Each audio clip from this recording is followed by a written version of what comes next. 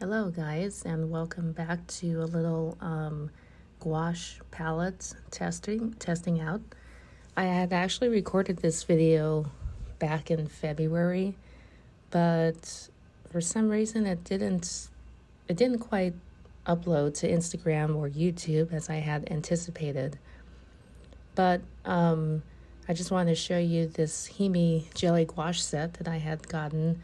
I had actually got it a couple years back, but I just was afraid to open it because, namely, when I had received it, the packaging was the box that it came in. It had been slightly damaged in shipping, and I think the plastic case for the palette had had something broken on it, so it didn't quite close the right way.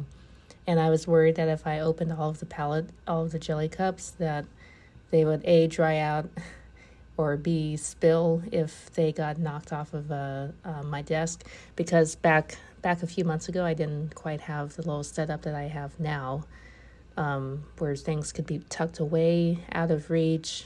And we also had a lot of interior design happening and construction, basically, so I didn't really want to set them out. So this was the first time I had opened them and seen, and I was very happy to see that the gouache was still very wet, that it hadn't dried out. I had watched several of my own videos of this unboxing and how people said the cups had dried or that they exploded.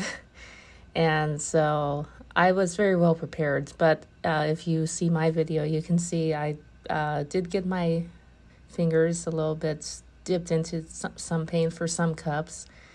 So I would highly recommend you do it. Put a towel down or put something down to cover your desk and have several tissues or cloths or wet cloths and an extra water handy for yourself, not just for your gouache brushes.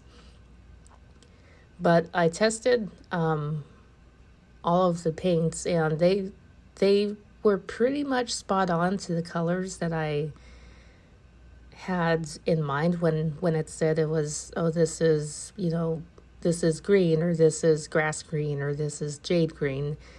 But there would be some colors down the line, like the poncho, or I'm not really sure how to pronounce it. I think it's Ponceau. First of all, I have no idea, like, if that's like a French name, if that's supposed to be like poppy red or something. But it was interesting.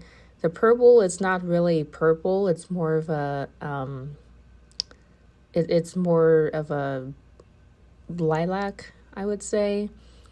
And there's other colors that are kind of close, but I don't know, maybe if you layer it, keep layering them on top of each other, maybe it'll be that color that we're all used to. And I should also add that I'm using the paper in the Talens creation sketchbook. That is not watercolor paper. That is not made necessarily for wet media. It can handle wet media for sure, but it's not specifically made for it. But I just wanted to test it out on that sketchbook first, because it's currently my only favorite sketchbook that I have been using. And I feel like I can kind of just do anything on the paper, and for the most part, it takes it really well. Now, it does get waterlogged if you keep going over it and, putting several watercolor washes over it. It will warp. So you don't necessarily want to do that unless that's the effect that you're going for. But yeah, the Art Talents sketchbook is really actually really good. It will handle, like I said, some wet media. It handles other media like markers. Alcohol markers will bleed though. So if you want to put something on the back of the page, you want to make sure that it doesn't bleed through to the next side. you might want to do that.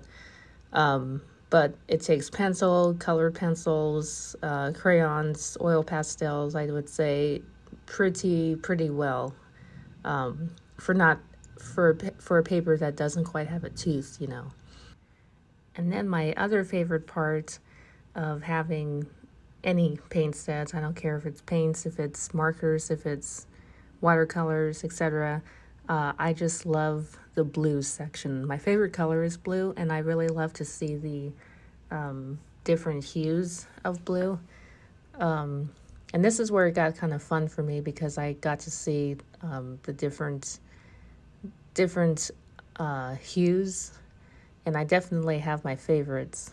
And even with the greens, I found that they had a hint of blue in them, such as the jade green. Ultramarine was a little bit, well, maybe because I wasn't per se dipping my paintbrush into the jelly cup itself. I was using the lids, the paint that had stuck to the lid. I was using that to do the palette test instead of dipping, because I don't like to waste stuff, and I figured that would be a good test to get it off of the foil. But ultramarine didn't quite seem to be ultramarine as I'm used to. Like I said, I don't know if that just needs more layering or something, but you'll see me many times where I'm struggling to open the jelly cup, and some of them open really easy, some of them just don't, and I had to get my X-Acto knife. And then after I got my X-Acto knife, that's when it spilled a little extra onto my finger. But hey, that's okay. Just have something handy to wipe it off. But yeah, the cobalt blue was so deep, and the azul blue, those were definitely by far my favorite colors of the blues. And I'm actually hoping to use these paints on the woods canvas that I had received from my art box. And I would really like to try experiment with different things, but as I've gotten older, I've noticed I've been more reticent, more hesitant, I guess is a better word, to experiment, and that's sad. I know that we as artists tend to have toxic traits where we want it to be perfect, or we want it to be exactly as we see in our head, and when it doesn't turn out, that art block just comes back on so strong. We are doubtful maybe in our skills. We think we have imposter syndrome. I don't know if that happens to any of you guys, but I will literally create something so nice that even I astound myself, and then I go through this phase where I feel like, that was just a coincidence. You can't create something like that every time. And, we got to tell our inner voice to hush up, and that's easier said than done. I for sure know that, because I have tried, these last few months from this year, I had hoped that I would be in my room every day drawing stuff. I have all these ideas, but life and just other generic things come up that don't quite work out. But I was just really hoping to be more active as an artist, and the overthinking, toxic traits type of issues that I'm having are just getting in the way, and I'm just tired. I'm like, why can't my body behave? Why can't you just be like you were when you were 16 or 17 and you just wanted to draw anything that you saw, and if it didn't turn out, you would just turn the page over and draw again, draw more. And I think excuse me, I think that we need to definitely experiment. That's, have that childlike curiosity, and say, what happens if I put it on this surface? If it's wood, if it's paper, if it's fabric. I've seen many of my favorite artists actually use gouache and other other mixed media to paint on their cover of their cloth sketchbooks, and that's something I would really like to try too. But again, it's more of the experience factor, and not knowing what will happen. So that's just another check mark, another box to check off on how to be an artist. I guess you just gotta go out there and just do it. And I admire a lot of these artists that I watch, fellow artists on YouTube and such, that they just go out there. They're not afraid, and the results, to me, I'm like, oh my God, I could never do that. But I think that's another toxic trait, is we tend to compare ourselves to our artists that we look up to, and we tend to say, I'll never be able to do that, and we're putting ourselves down, and we're just limiting ourselves. And then once we've said it, it's kind of like that reverse statement, I think, therefore I am. Well, we're thinking we're never going to be as accomplished of an artist as the people we look up to. Therefore, that puts that mental block on us, and then we really feel like we can't, because our brain is telling us that we can't. So we need to stop that. We need to try to just be more easygoing. It's not like rocket science. It's not like if we create one bad thing, the whole world is going to implode or explode. And then sometimes, you will come back to it and say, I really hated this when I created it, but it's not that bad now. I don't know why I hated it so much. It actually looks decent. And, there are some pieces that I've created that I absolutely hate. I still hate to this day. And so there's no coming back from those. But it's more like those are hidden in a previous sketchbook. I don't pull it out. But that's the point. It's hidden away.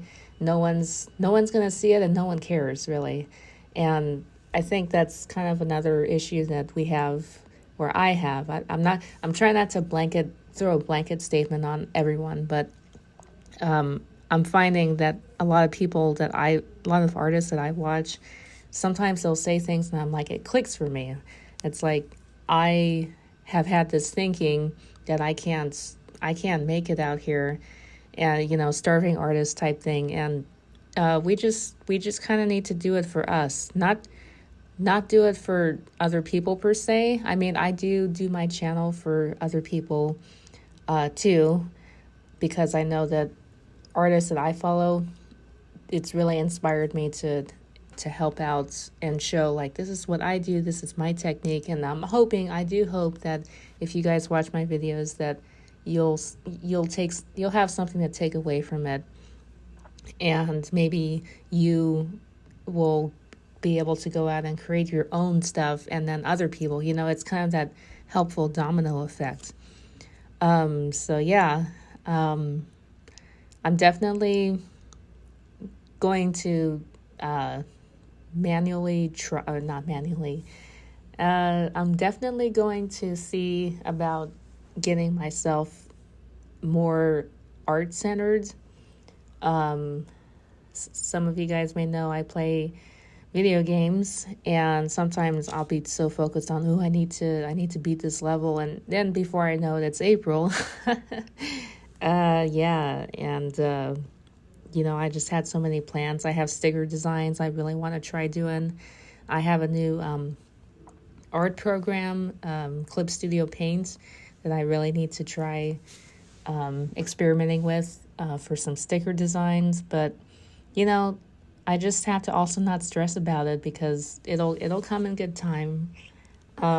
We'll experiment, and we just that's all it is, guys. We just have to experiment and see what works for us, what we like, what we don't like, and just not be afraid. And actually watching this video as I'm doing this voiceover, on the left page, it kind of almost to me looks like a creature, like a fox or a wolf or something that's looking back over its shoulder. So yeah, there's that. That's interesting. I'll probably have to go back and see if I can just imagine an animal being there. But anyhow, This is my HIMI Jelly Gouache review. Definitely recommend, just be careful when you're opening it, because you'll see it does stain your fingers, but it doesn't warp the pages too bad so long as you don't flood the page with water. All right, guys, that's it. Hope you enjoyed this video. Sorry if I rambled, but enjoy.